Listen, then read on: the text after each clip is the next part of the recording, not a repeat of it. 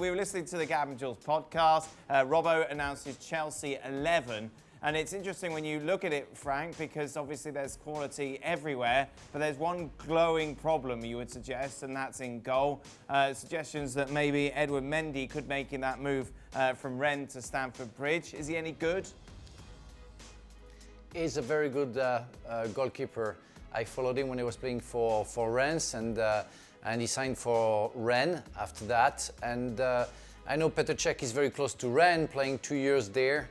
Just before coming to Chelsea, so I guess he has some people that he knows in the dressing room and at the club to know that Edouard Mendy is really a fantastic goalkeeper, and I think he will serve better than Kepa did for some years that he was at Chelsea for the amount of money that Chelsea paid. Now the question marks will be what's going to happen to Kepa if Edouard Mendy comes to the club and play in goals. So if this signing happens, Gab, is it good enough to propel Chelsea into the conversation of title contenders?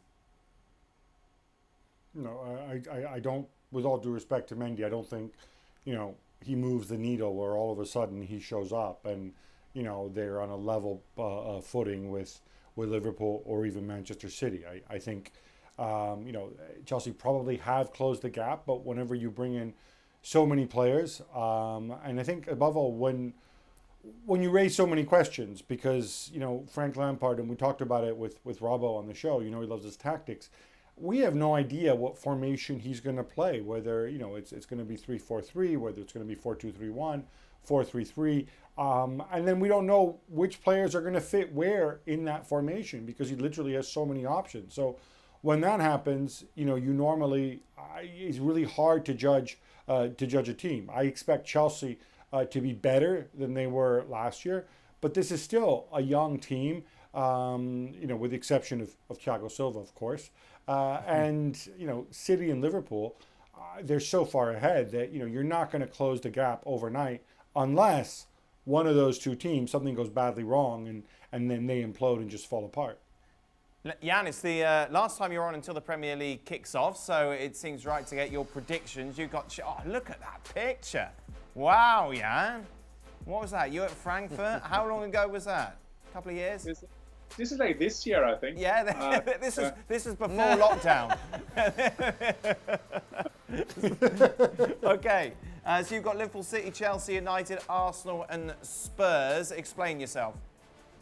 Well, I think that it's a valid point that, I mean, Chelsea and Manchester United may come closer to Liverpool and Manchester City, but Liverpool still got the manager named Jurgen Klopp, and Manchester City got Pep Guardiola, and they are way better than Chelsea with Lampard, Manchester United with Solskjaer, Arsenal with Arteta, and Mourinho. Well, he is Mourinho. But these three inexperienced coaches, I'm not taking them down. I'm just taking Guardiola and Klopp up, and they have a philosophy they've done for years. And Gab was saying we don't even know how Chelsea's going to play. I mean, you can take a lot of talents, and wow, they've got talents with Havertz and Werner, but they're not coming closer in terms of how they're going to play.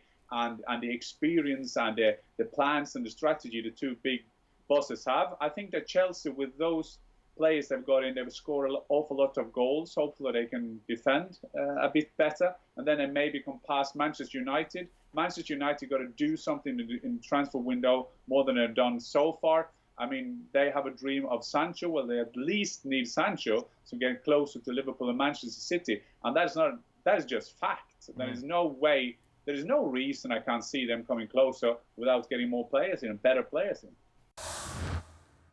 Thanks so much for watching ESPN on YouTube. And for more sports highlights and analysis, be sure to download the ESPN app. And for premium content and live streaming, subscribe to ESPN Plus.